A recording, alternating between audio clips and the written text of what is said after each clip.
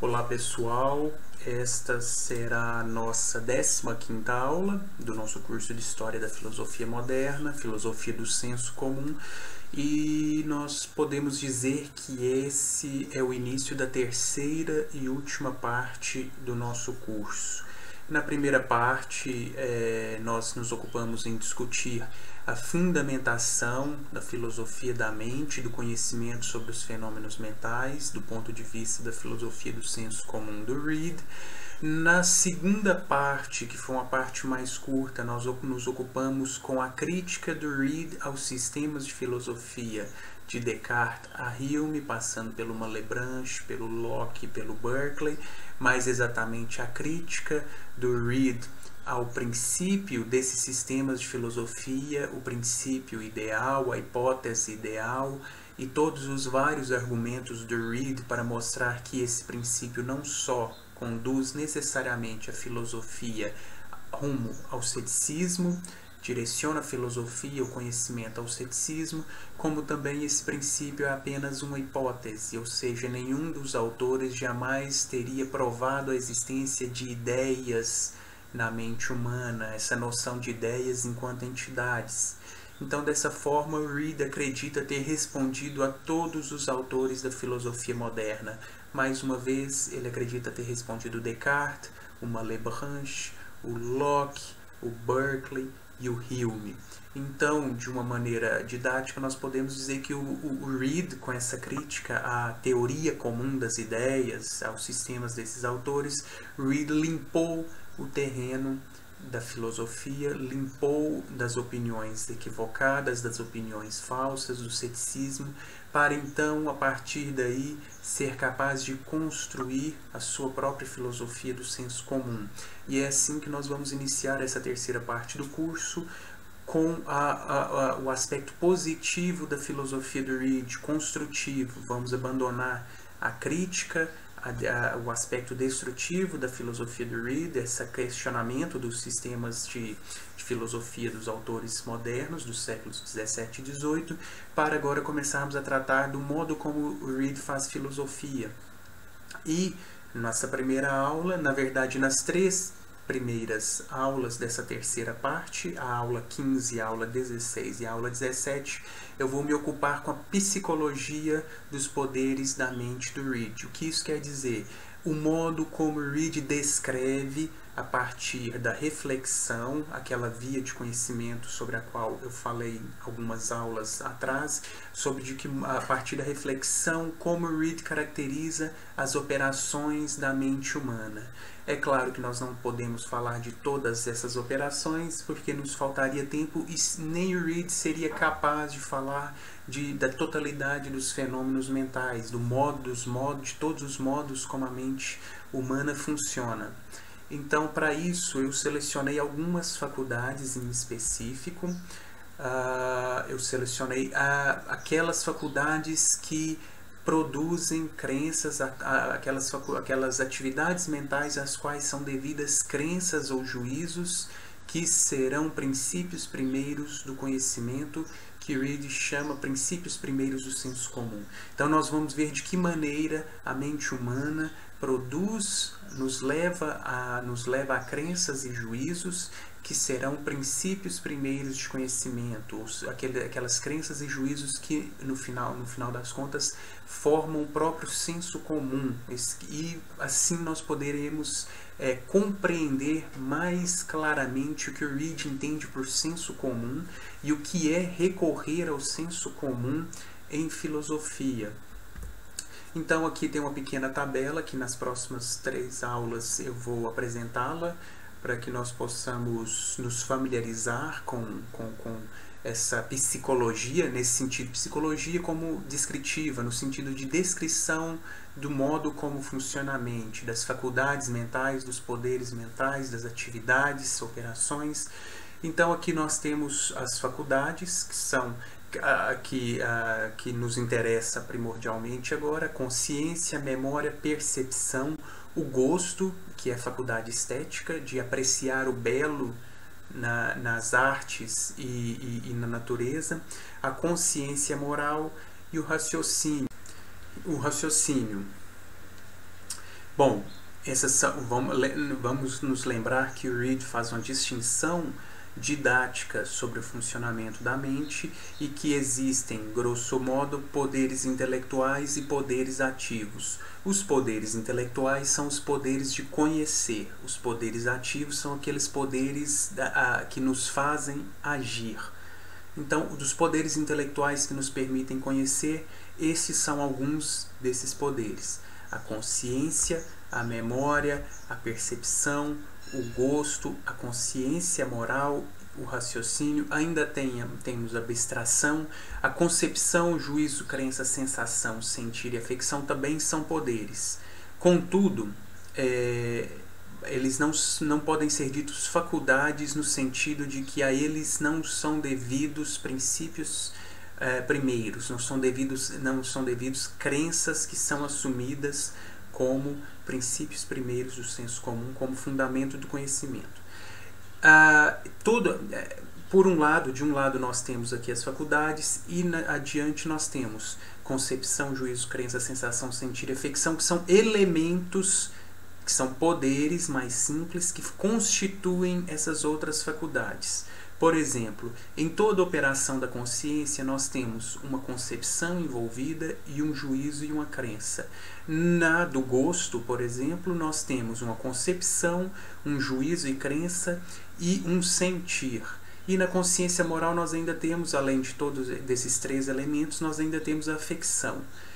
Tendo em vista que o curso não fala sobre a filosofia moral do Reid, sobre a ética reidiana, eu não vou considerar aqui a consciência moral, eu não vou explicá-la. Vou limitar-me a explicar a consciência, a memória, a percepção e o gosto e todos esses poderes, esses elementos envolvidos nas atividades dessas quatro faculdades. Nessa aula, vou explicar o que é a concepção, o que é o juízo e a crença e o que é a sensação e o sentir.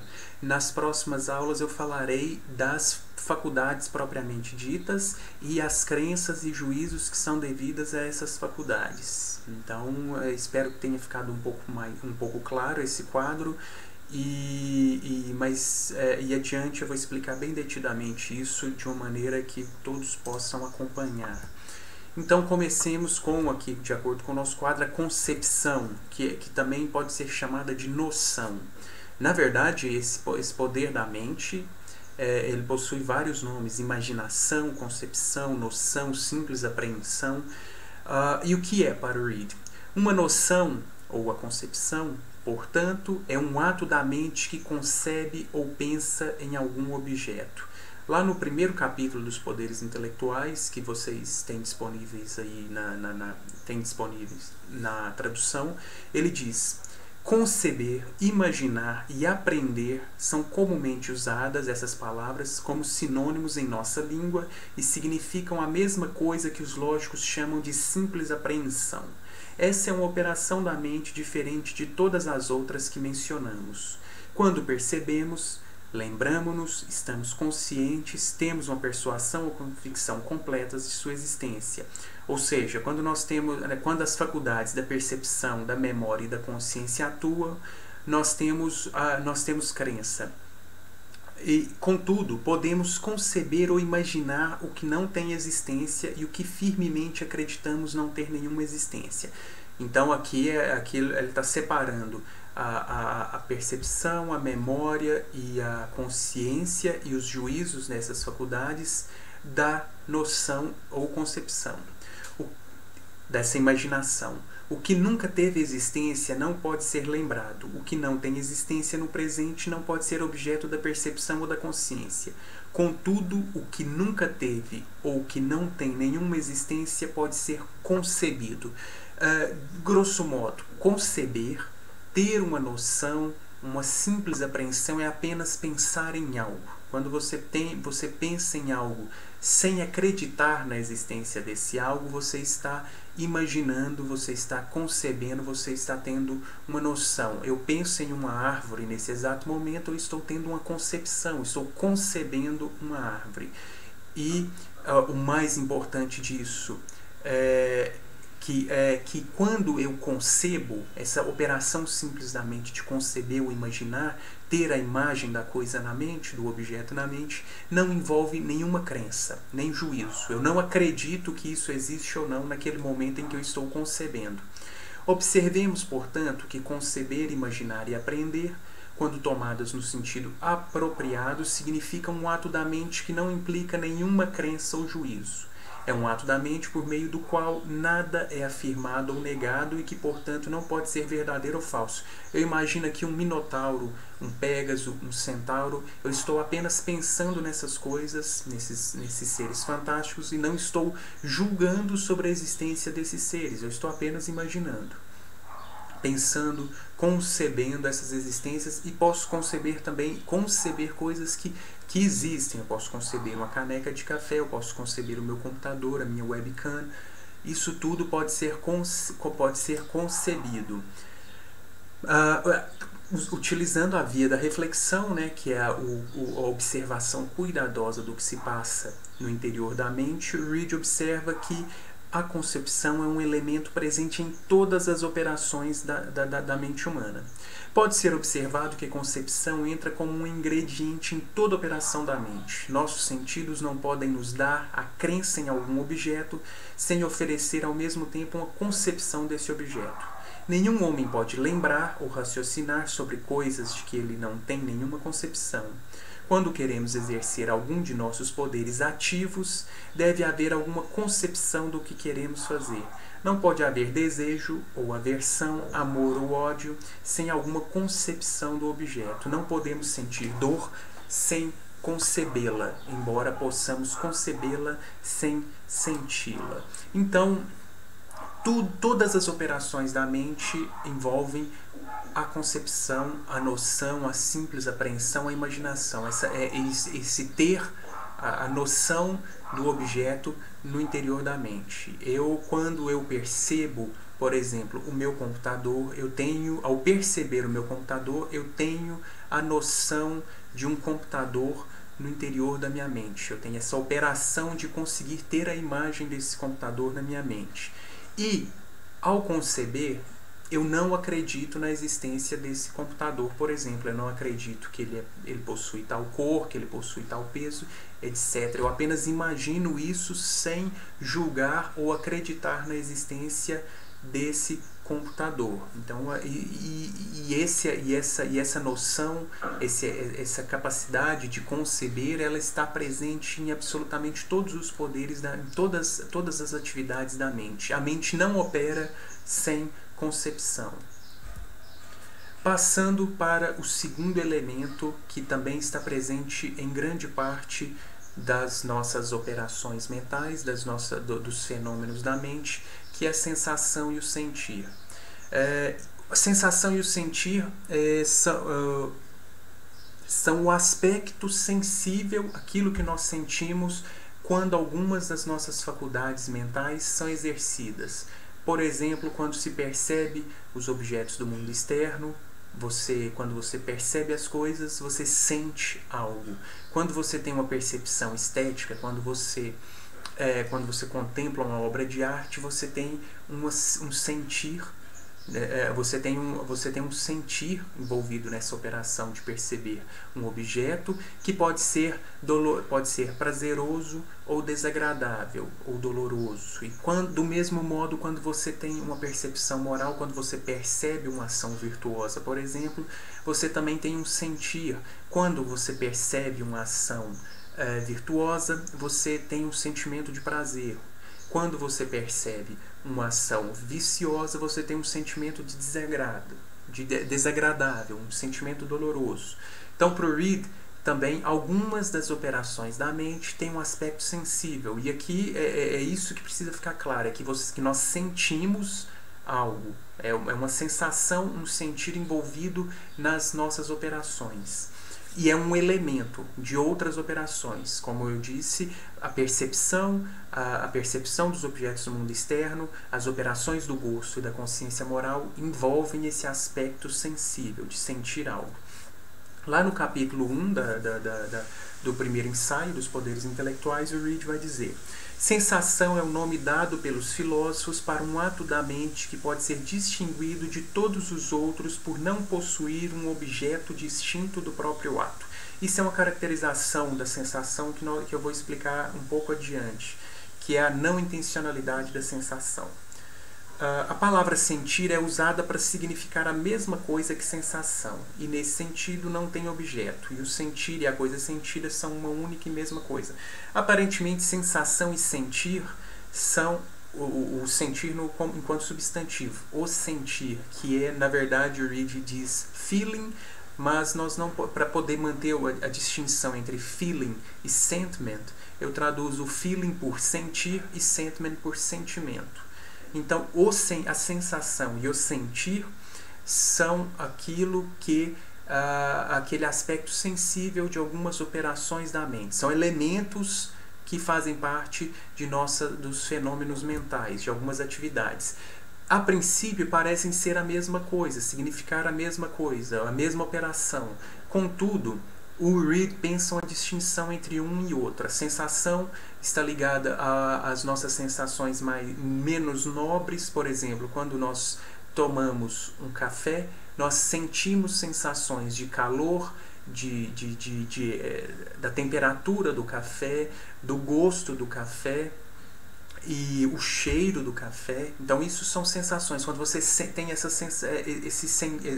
você sente os objetos externos. E o sentir está ligado ao aspecto mais nobre das nossas faculdades. Por exemplo, ao percebermos um objeto belo, uma obra de arte bela, nós temos um sentir.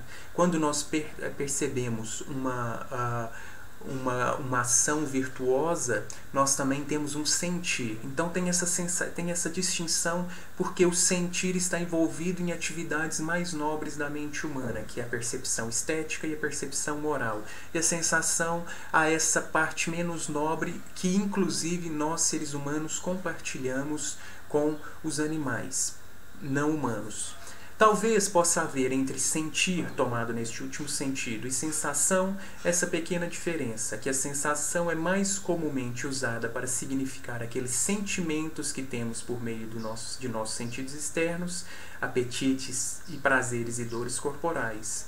Mas há sentires de uma natureza mais nobre acompanhando nossas afecções, nossos juízos morais e nossas determinações em matéria de gosto, aos quais a palavra sensação é aplicada menos apropriadamente. Um pouco à frente na obra, o Reid vai reiterar essa distinção, essa separação entre sensação e sentir, entre sensation e feeling. Quanto às sensações e sentires que são agradáveis ou desagradáveis, eles muito diferem não apenas em grau, mas em tipo e dignidade. Algumas pertencem à parte animal de nossa natureza e são comuns a nós e aos animais, outros pertencem à parte racional e moral. As primeiras são chamadas mais propriamente sensações, os últimos sentires. Então tem essa pequena distinção entre um aspecto sensível das operações da mente humana, das faculdades. Assim que nós temos esse aspecto sensível, ele pode ser em termos de sensação, no caso dessas sensações que inclusive os próprios animais têm, e o sentir, que é algo mais nobre da natureza humana, envolvido tanto na percepção estética quanto na percepção moral. Então, retomando, o Reid tem uma psicologia descritiva dos poderes da mente humana, das faculdades, e estou agora explicando algumas dessas operações e poderes que estarão envolvidos em outras atividades da mente, em outras operações, em outras faculdades, que produzem princípios primeiros de conhecimento. Ou seja, eu já falei da concepção ou noção, que é o imaginar, é ter o pensamento de um objeto, imaginar um objeto sem julgar, sem a existência desse objeto, ou sem afirmar ou negar qualquer coisa a seu respeito, simplesmente imaginar. E agora estou falando do aspecto sensível de algumas operações, que é a sensação e o sentir, a sensação ligada à parte menos nobre da natureza humana, compartilhada inclusive com animais não humanos, e o sentir ligado à natureza mais nobre, ou seja, as percepções estéticas e percepções morais que apenas seres humanos possuem. Então nós já temos dois elementos, duas operações mais simples, a concepção e noção e a sensação e o sentir. E agora eu explico o que eu disse há pouco sobre a não intencionalidade da sensação e do sentir. Para explicar isso, a não intencionalidade, o Reid apresenta o caso que eu chamo de paradigmático da dor. A dor é um caso, um exemplo que nós podemos utilizar para compreender a não intencionalidade da sensação e do sentir. Suponha que eu seja picado por um alfinete. Então pergunto, a dor que sinto é uma sensação? Sim, é claro. Sem dúvida ela é. Não pode haver nada que se assemelhe à dor em qualquer ser inanimado. Contudo, pergunto novamente, o alfinete é uma sensação? Encontro-me sob a necessidade de responder a essa questão que o alfinete não é uma sensação. Tampouco ele tem mínima semelhança com qualquer sensação, porque, como nós vimos em outras aulas passadas, a sensação depende de um ser senciente. É preciso, só uma mente pode sentir sensações. O alfinete tem comprimento e espessura, figura e peso, ou seja, ele é um objeto externo, um corpo material. Uma sensação não pode ter nenhuma dessas qualidades, claro, porque ela existe apenas na mente humana. Não posso estar mais certo de que a dor que sinto é uma sensação do que o alfinete não é uma sensação. No entanto, o alfinete é um objeto do sentido. Então, assim que eu entro em contato, que a minha pele entra em contato com o alfinete, eu sinto a dor da picada. Essa dor é uma sensação que não se assemelha em nada ao objeto externo de onde ela se origina. Então, uma coisa é o objeto externo, outra é a sensação que eu sinto. Assim que eu tenho a sensação de dor, na sequência, eu sou levado a uma concepção do alfinete, assim como uma crença imediata na existência desse alfinete que acaba de me picar. O que é isso? Essa noção, essa concepção do alfinete com uma crença a respeito da existência desse alfinete. Isso já é outro aspecto da mente humana, outra atividade chamada pelo Reid de percepção. Então, perceber, isso eu vou falar na próxima aula, claro, que é um dos pontos mais interessantes da filosofia, da psicologia descritiva do Reid, que é o modo como seres humanos percebem o mundo externo, os objetos do mundo externo de maneira direta. Então, na percepção nós temos uma concepção ou noção, por exemplo, do meu computador. Agora eu tenho uma noção, eu estou tendo a imagem do computador na minha mente e a crença na existência desse computador. Contudo, eu também tenho uma sensação de visão que não corresponde minimamente, não se assemelha minimamente a esse computador que se encontra diante de mim. Então aí nós temos vários elementos para se explicar o fenômeno mental, essa experiência de se perceber os objetos do mundo externo. Nós temos um objeto externo, nós temos uma sensação de visão ao entrar em contato com esse objeto externo, e nós temos a percepção, que nada mais é do que a concepção desse objeto acrescido do juízo ou da crença sobre a existência desse objeto. Então é um pouco complexo, não é um pouco complicado, mas isso eu acredito que vai ser esclarecido adiante quando falarmos da percepção propriamente dito. Estou falando da percepção aqui só para distingui-la da sensação. Então, assim, quando você percebe, quando você entra em contato com algo, você tem uma sensação desse algo, seja uma sensação de visão, uma sensação de tato, uma sensação auditiva do paladar, e essa sensação não corresponde absolutamente nada ao objeto que a ocasiona, que a produz. E o caso da dor é isso. Por isso é paradigmático, porque serve para pensarmos todos os outros casos de sensação. A dor não se assemelha em absolutamente nada à agulha, ao alfinete. Então a sensação é aquilo que eu sinto ao entrar em contato, a sensação de dor é o que eu sinto ao entrar em contato com o alfinete, e o alfinete é um objeto externo. Quando a dor ocasionada pelo contato com um alfinete é sentida pela mente, o indivíduo não é capaz de distingui-la do próprio sentimento desagradável que é originado. Ou seja, se eu sinto a dor, eu não consigo distinguir essa dor da sensação que é ocasionada. Eles são uma única e mesma coisa, a sensação e a dor. Junto a essa dor, surge também na mente uma concepção do alfinete, um objeto com determinadas qualidades, e uma crença imediata na existência presente deste objeto. Contudo, tanto uma como outra, ou seja, a concepção, a noção e o juízo ou crença, não devem ser consideradas como elementos da sensação. Por quê? Porque isso é a percepção, mas vamos falar disso adiante. Na sensação, ao contrário, que é apenas o sentimento desagradável produzido, deve-se reconhecer que não há um objeto diferente do ato. No caso da percepção, nós temos um objeto diferente do ato, que é o objeto externo. Eu percebo, e ao perceber, esse ato da mente tem um objeto distinto, que é o meu computador, ou no caso do exemplo, o alfinete. Eu percebo e há tanto uma atividade da mente de perceber, quanto um objeto distinto. No caso da sensação, não há um objeto distinto, há apenas uma sensação de dor produzida pelo objeto externo, pelo alfinete.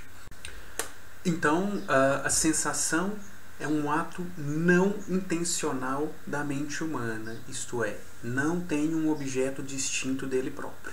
Isso é o que precisa ficar dessa teoria da sensação do Reid. Quando eu falar da percepção, isso vai ficar um pouco mais claro, porque será mais fácil explicar essa não intencionalidade, mostrando justamente a intencionalidade da percepção, que é o fato de que a percepção tem um objeto distinto, que é o objeto externo. Então aí nós temos um ato da mente e o objeto externo que é percebido. No caso da sensação, não se pode dizer, para ser rigoroso de acordo com a teoria do Reid, que há um objeto sentido. Há apenas uma atividade, uma operação da mente, um poder da mente de sentir esse objeto, e que não possui nenhuma semelhança com esse objeto externo, apesar de ele ser a ocasião de eu estar sentindo, no caso do alfinete, a dor.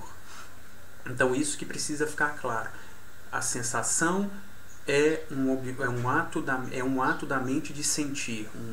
E essas sensações podem ser da visão, podem ser do tato, do olfato, do paladar, da audição, podem ser prazerosas, podem ser dolorosas, podem ser agradáveis e desagradáveis. Então toda a minha experiência sensível é explicada em termos de sensação.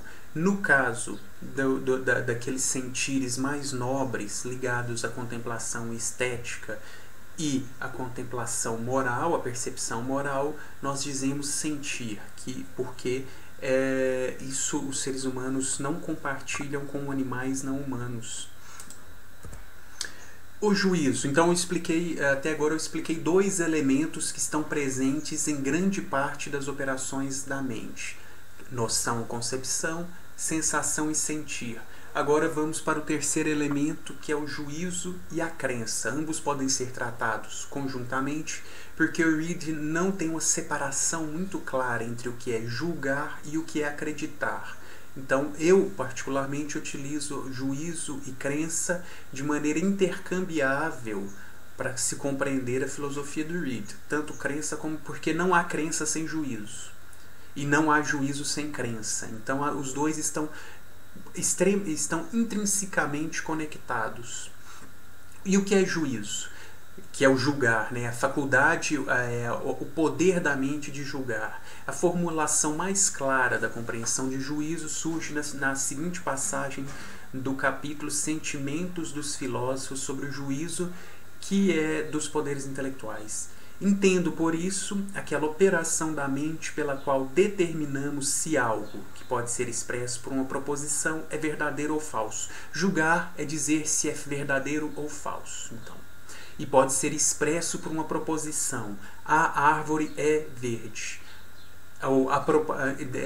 Isso é uma proposição que expressa um juízo. O juízo de que eu julgo que a árvore seja verde. Toda proposição é verdadeira ou falsa, assim como todo juízo o é. Uma proposição pode ser simplesmente concebida sem se julgar acerca dela, mas quando há tanto uma concepção da proposição quanto uma afirmação ou negação mental, um assentimento ou dissentimento do entendimento, seja ele fraco ou forte, isso é o juízo. Então, juízo é julgar a verdade ou a falsidade de algo. O juízo é o poder de estabelecer se algo é verdadeiro ou falso mediante uma afirmação ou negação. Eu posso dizer o café está quente ou o café está frio. Esse juízo vai ser verdadeiro se o café de fato estiver quente, será falso se o café estiver, na verdade, frio. A forma de expressão do juízo é a proposição, que é verdadeira ou falsa de acordo com o que afirma ou nega. O exemplo: o juízo que acompanha a percepção de um carvalho pode ser expresso da seguinte forma, mediante a proposição vejo um carvalho.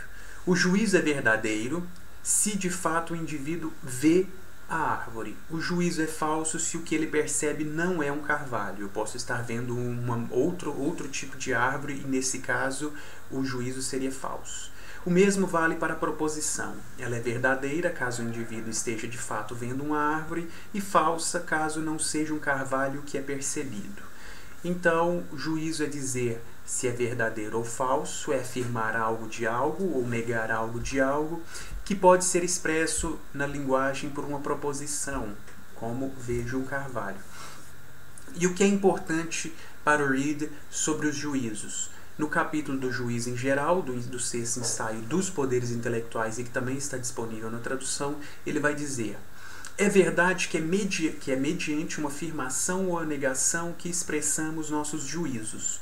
Contudo, pode haver juízos que não são expressos. O juízo é um ato solitário da mente e sua expressão mediante afirmação ou negação não lhe é essencial. Ele pode ser tácito e não expresso.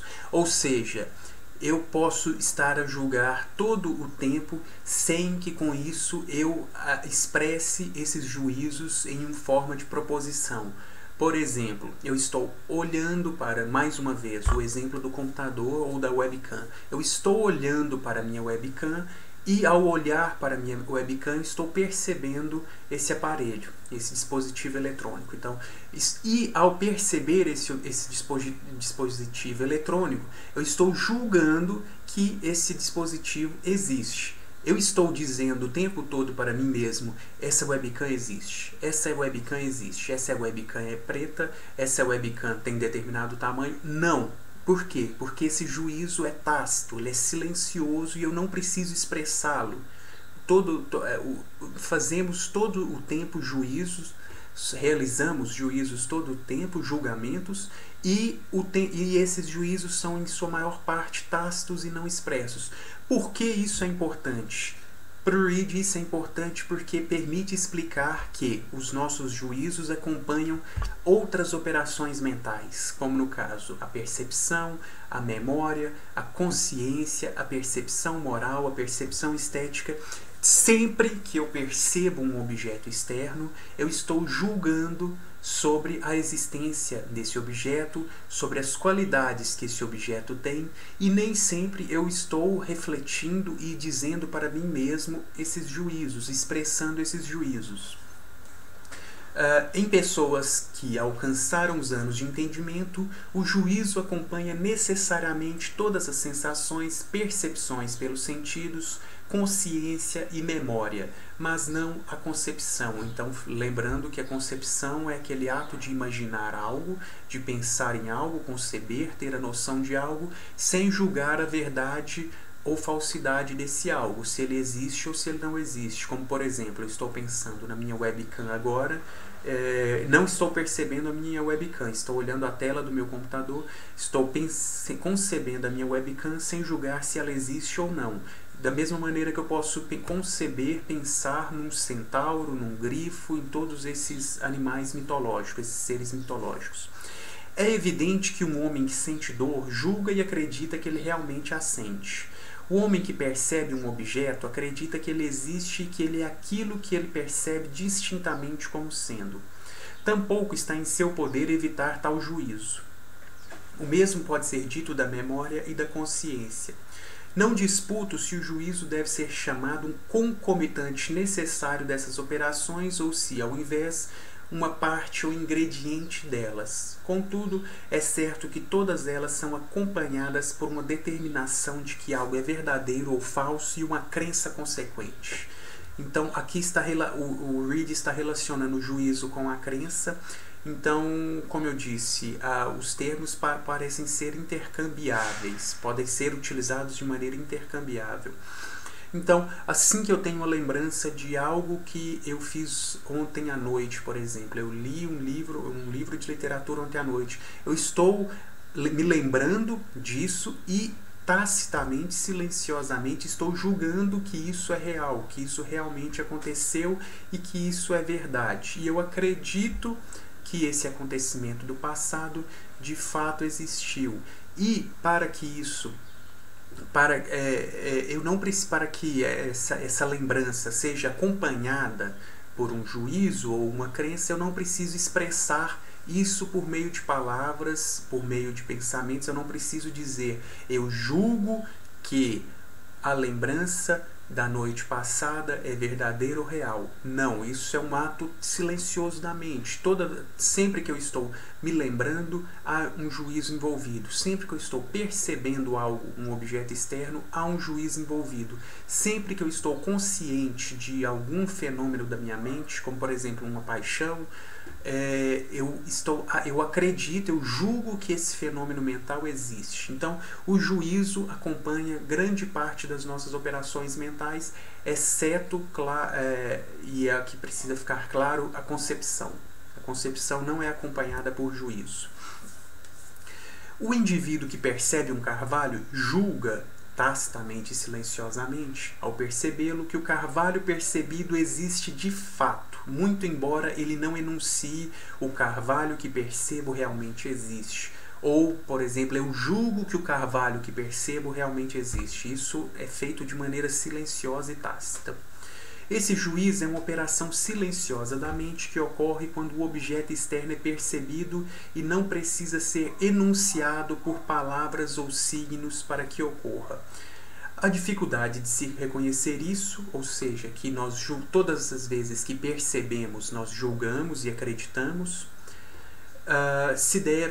a dificuldade de se reconhecer isso se deve ao fato de que os seres humanos, em seus discursos, dificilmente se referem aos juízos que são realizados. Se essas referências não são realizadas, é porque elas são supérfluas. Seria, de fato, supérfluo dizer todas as vezes que nós percebemos algo, que nós julgamos que percebemos algo, ou que nós acreditamos que percebemos algo, ou julgamos que esse algo que percebemos existe, ou que acreditamos que esse algo que percebemos existe. Isso é supérfluo.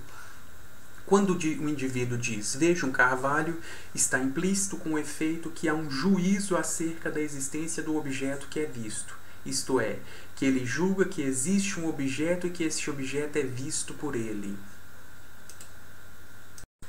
E o Reid continua. Há, portanto, uma boa razão para, ao se falar ou escrever, o juízo não ser expressamente mencionado, quando todos os homens sabem que ele está necessariamente implícito. Isto é, quando não puder haver nenhuma dúvida. Em tais casos, quase nunca mencionamos a evidência. Talvez essa maneira de falar possa ter levado os filósofos à opinião de que, na percepção pelos sentidos, na memória, na consciência, e também na percepção estética do gosto e na percepção moral da consciência moral, não há de modo algum juízo. Visto que ele não é mencionado ao se falar dessas faculdades, eles concluem que ele não as acompanha, que ele é apenas um modo diferente da simples apreensão ou um modo diferente de adquirir ideias, que não é uma parte de seu ofício julgar. Então, segundo Reid, nenhum filósofo teria percebido, teria compreendido que as operações da mente, as faculdades da mente em suas operações são acompanhadas por juízo e, consequentemente, por crença. Então, isso é algo que teria passado batido pelos filósofos, e o Reid agora, utilizando da via da reflexão, tendo atenção aos fenômenos mentais, às operações da sua mente, está compreendendo que todas as vezes que nós percebemos, todas as vezes que nós nos lembramos, todas as vezes que estamos conscientes do que se passa no interior da mente, todas as vezes que nós julgamos sobre a beleza de um objeto ou julgamos sobre a moralidade de uma ação, nós estamos julgando implícita e tacitamente. Eu vejo o meu computador e eu estou implicitamente dizendo que esse computador existe, que ele é verdadeiro, e consequentemente eu acredito nessa existência, e eu não preciso me referir a esses juízos ou crenças todas as vezes em que eu estou julgando ou acreditando. E esse é o caráter tácito, o caráter silencioso dos juízos, que os tornam um elemento, um ingrediente de grande parte das operações mentais. Por fim, a crença. O que é a crença? Lá na investigação, na seção Duas Teorias da Natureza da Crença Refutadas, Reid observa que a crença é indefinível. Mas o que é esta crença ou conhecimento que acompanha a sensação e a memória? Todo homem sabe o que ela é, contudo, nenhum pode defini-la. Todo homem sabe o que é, mas ninguém é capaz de defini-lo. Então nós não somos capazes de definir esse poder da mente de acreditar, de ter crença. Concluo, então, que a crença que acompanha a sensação e a memória é um ato simples da mente que não pode ser definido. Nesse respeito, é como ver e ouvir, que nunca podem ser definidos de maneira a serem entendidos por aqueles que não possuem essas faculdades. E, para o que tem, nenhuma definição pode deixar essas operações que as têm, para os que as têm, nenhuma definição pode deixar essas operações mais claras do que elas já são. De maneira similar, todo homem que tem qualquer crença, e é raro o homem que não tenha nenhuma, sabe perfeitamente o que é uma crença, mas nunca consegue definir ou explicar o que é. Acreditar é acreditar. Todos nós sabemos o que é acreditar, o que é ter crença, e isso é uma operação mental, um poder mental que não pode ser definido, o que não é um problema, porque todos nós sabemos o que é acreditar. E, assim como o juízo, a crença acompanha outras operações mentais, exceto, claro, a concepção, que não é acompanhada nem por juízo nem crença. Existem muitas operações da mente que, quando as analisamos, tanto ou quanto somos capazes, descobrimos a crença como um elemento essencial. Um homem não pode estar consciente de seus pensamentos sem acreditar que ele pensa. Ele não pode perceber um objeto dos sentidos sem acreditar que ele existe. Ele não pode se lembrar distintamente de um evento passado sem acreditar que ele aconteceu. A crença, portanto, é um ingrediente na consciência, percepção e lembrança, ou seja, memória. Então, tal como o juízo, a crença está presente em grande parte das operações mentais. O objeto, aqui eu falo de quatro aspectos da crença, rapidamente, 4 aspectos da crença discutidos pelo Reid. O objeto da crença. A crença deve ter um objeto, pois aquele que acredita deve acreditar em algo. Aquilo em que ele acredita deve ser chamado o objeto de sua crença. Desse objeto de sua crença ele deve ter alguma concepção, clara ou obscura. Pois, embora possa existir a mais clara e distinta concepção de um objeto sem nenhuma crença em sua existência, claro, porque é uma simples apreensão, uma concepção, uma noção, uma imaginação, não pode haver nenhuma crença sem concepção. Então é preciso se conceber para se acreditar em algo. A expressão de uma crença, assim como os juízos, a crença é expressa por uma proposição, em que algo é afirmado ou negado. Essa é a forma de discurso que em todas as línguas é adequada para esse propósito. Sem a crença não pode haver nem afirmação nem negação. Tampouco deveríamos ter alguma forma de palavras para expressar ambas. Os graus de uma crença. A crença admite todos os graus, da mais leve suspeita à mais completa segurança, claro. Existem coisas, quando são mais claras e distintas, que nós acreditamos com mais segurança do que outras. Por exemplo, ao perceber um objeto que está próximo a mim, eu acredito mais fortemente na existência desse do que ao perceber um objeto que se encontra à distância, por causa da clareza, da falta de clareza e obscuridade da minha concepção desse objeto. Essas são coisas tão evidentes para todos os homens que refletem que seria abusar da paciência do leitor permanecer nelas. Então é muito claro que a crença admite grau, que o nosso acreditar é graduado, é gradual. A base e fundamento para uma crença. É muito evidente para ser negado que os homens frequentemente acreditam no que não há uma base justa para se acreditar e, desse modo, são levados a erros dolorosos. Por outro lado, nenhum homem que não seja um perfeito cético pode duvidar que existem bases justas para a crença. Então aqui é a questão do fundamento da crença. Por exemplo, para se acreditar. Por exemplo, se eu vejo algo distintamente que se encontra próximo de mim, eu acredito na existência desse algo. Se, como eu disse, se esse algo estiver muito distante e a percepção for obscura, eu não vou acreditar com tanta firmeza. Da mesma maneira, quando a minha memória é clara e distinta de algo que aconteceu ontem, eu sou capaz de acreditar, eu tenho um fundamento para acreditar fortemente na existência desse evento do passado, diferentemente de eventos de 10, 15 anos atrás, cuja concepção não é tão clara, não é tão distinta e que me faz ter uma crença menos segura na existência desse evento passado. Então, é importante notar que algumas operações da mente, algumas faculdades da mente, são acompanhadas por juízo e crença. O juízo é uma afirmação ou negação a respeito da verdade de um objeto, e acreditar é isso que todos nós sabemos, que todos nós sentimos, que é acreditar, por exemplo, na existência desse objeto, acreditar que ele possui determinadas características, que ele se encontra a tal distância, que ele aconteceu a determinado período de tempo atrás. Então, e essa crença possui graus de acordo com a distinção da minha concepção. Enfim, tanto quanto a concepção ou noção e a sensação e o sentir, os juízos e crenças são partes, são ingredientes, elementos de algumas operações da mente. Então eu encerro assim a primeira parte da aula sobre a psicologia descritiva reidiana dos poderes intelectuais da mente.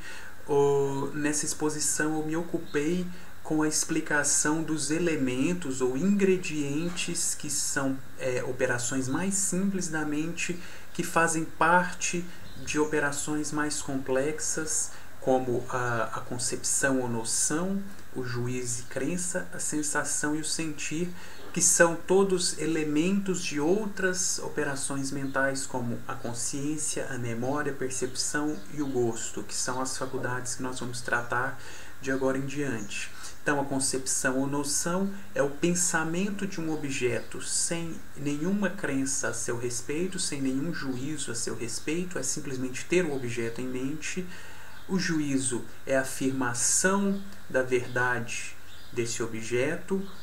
A crença é acreditar na verdade, na existência ou não existência desse objeto, acreditar que ele possui determinadas características ou não. E a sensação e o sentir, que fazem parte da percepção, do gosto e da consciência moral, são o aspecto sensível das operações mentais, dos fenômenos mentais. Sempre que nós percebemos algo, um objeto externo, percebemos a beleza ou percebemos uma ação do ponto de vista moral, nós temos sensação ou sentir. E essa sensação e o sentir são atos não intencionais da mente, porque eles não têm objetos. A sensação não remete a absolutamente nada, existe apenas na mente humana sem ter um objeto, que é o caso da percepção. Para fazer o contraponto, a percepção tem um objeto, o objeto é percebido. Eu percebo o carvalho e há um objeto que é percebido e há a atividade da mente de perceber. No caso da sensação, há apenas um sentir, que pode ser uma sensação visual, uma sensação da audição, do paladar, do tato, enfim. Então esses são os elementos mais simples, a concepção, o juízo, crença e a sensação e sentir, que fazem parte das outras operações, das outras faculdades. Na segunda aula em que eu falo sobre a psicologia descritiva dos fenômenos mentais do Reid, eu falo da percepção, e a sensação ficará um pouco mais clara a partir do momento que eu explicar a percepção. E na terceira e última aula eu falarei da consciência, da memória e do gosto, que são operações mais simples de se explicar, porque o grande trabalho, a grande dificuldade será justamente a de explicar a percepção em contraposição à sensação. Então ficamos dessa aula que fique, do ponto de vista da sensação, que fique principalmente que sentir e perceber são atos distintos da mente. Um ato é intencional, porque tem objeto, e o outro ato é não intencional, porque não tem objeto, não remete a nada. Ao se perceber um objeto, ao se perceber um objeto externo, esse ato da mente é intencional. Ao se sentir esse objeto, do ponto de vista da sensação, esse ato não é intencional. Então eu encerro assim. Próxima exposição falarei da percepção.